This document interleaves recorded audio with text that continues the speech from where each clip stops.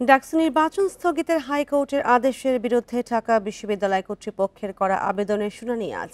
Appeal বিভাগের পূর্ণাঙ্গ বেঞ্চে হবে এই শুনানি।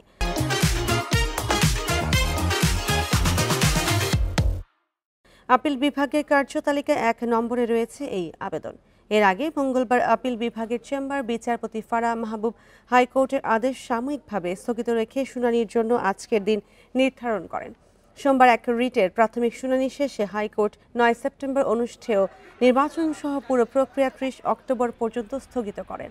আদালত অভিযোগ যাচাই বিশ্ববিদ্যালয় নির্বাচনী ট্রাইব্যুনালে ১৫ দিনের মধ্যে আবেদন করতে রিটকারীকে নির্দেশ দেন এবং ২১ অক্টোবরের মধ্যে প্রতিবেদন দাখিলের নির্দেশ দেন।